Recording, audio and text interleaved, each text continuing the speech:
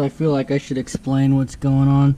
So earlier in the other video, when I was doing the turbo install and trying to bleed the air from the coolant system, it would not turn on. Well, come to find out, I'm throwing water pump codes. I went all over the forums, tried to figure out what was wrong, and I think I finally got it narrowed down. Okay, so the first thing that I did is I checked all of the fuses in the glove box fuse panel, and I used this chart as reference, and everything checked out. So I went ahead and ruled a fuse for the water pump out of the question. It can't be a fuse. So the next place to troubleshoot would be by the actual battery. So let's check that out. So what I've done is I've removed this cross member. It's two 10mm bolts. I then removed the cover off of the power distribution block that's on top of the battery.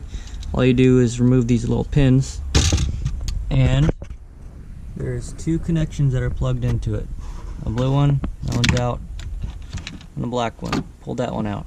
So this is 12 volts. This is connected straight to the battery. Alright, so let's go ahead and test the battery itself. And about 12 volts. Let's test the first lead. Okay, the same. Let's test the second. Okay. That's going to be the issue right there. Okay, so here it is again.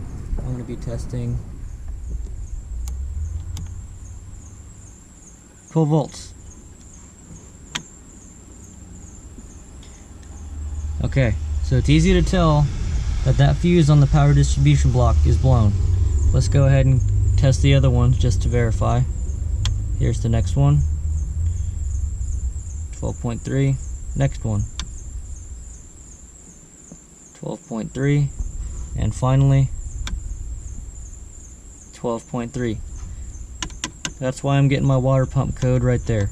So if anybody is having water pump issues and are throwing the same codes that I'm throwing, that's what you need to do to troubleshoot. Unfortunately, I need to replace this whole power distribution block because you cannot individually pull this out. I could conduct a simple test and jump a lead over from this one and connect it to here, which I might do, or I might just get the new block. But anyways, this is the source of the problem.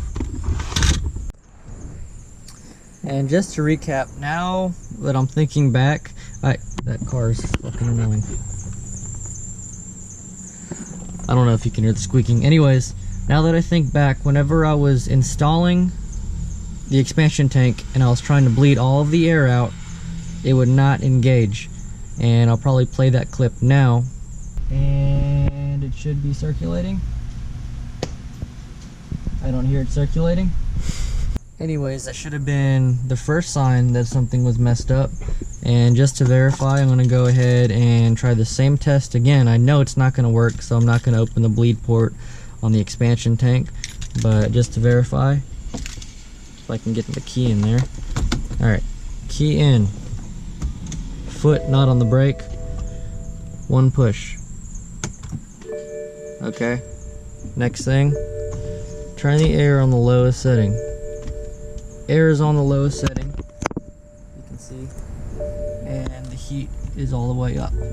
So, in order to engage the water pump, I need to step on the gas pedal for 10 to 12 seconds. And it should kick on and start circulating. So let's go ahead and do that now.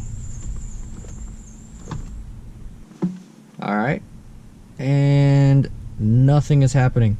So that just verifies that it's messed up from the battery. I mean, that's the only place that it can be messed up. So I'll go ahead and get that all sorted out, and then keep on knocking down this huge list of codes that I have on here. So hopefully it all gets resolved in a timely manner. Okay, I'm just gonna run a quick test. So all I've done is I'm gonna take my negative battery lead, put it on the negative part of the battery. Okay, just quick test. Battery's still getting about 12.2 volts. So what I've done is I've taken just a piece of wire and I've run it from one of the terminals that I've tested that does work this is going to be the messed up one, which I'm guessing. And I've run the wire, I've just wrapped it around the terminal that is working. So, just to verify that it is all working. Negative lead, and it is getting 12.2 volts. So, now what I'm going to do, just for a quick test, I don't know if you're supposed to do this, but I think it's going to work, so I'm just going to go ahead and do it. All I'm going to do is insert this bare end of the wire into here. And now I'm going to test my water pump, because in theory, it should now turn on. So let's go ahead and do that. Alright, and I think I just heard the water pump turn on, so I'm going to go verify. And if you listen closely, it indeed did turn on.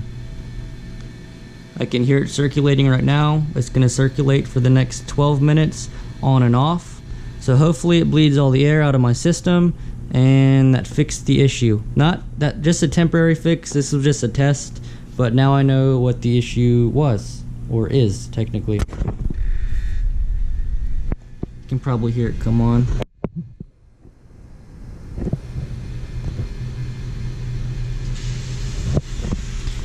That's just the water pump circulating all of the coolant through the system. So hopefully I will now have coolant in my turbo. Not in, but cooling it. So hopefully it doesn't overheat as much. I'm probably going to make this a separate video just in case anybody has a water pump issue. They can look this up and then do the simple test, because I couldn't find anything online. This was just me troubleshooting, but turned out just a blown fuse on the power distribution block. Anyways, if you're having water pump issues, go ahead and test electrically before you go and shell out money and buy a new water pump, a new thermostat.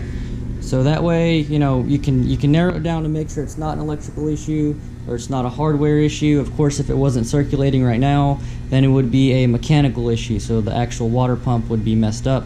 But I hear it circulating right now, so I know it was just an electrical issue. Alright, well, the level did indeed go down a little bit, so I'm going to go ahead and top it off with a little bit of water.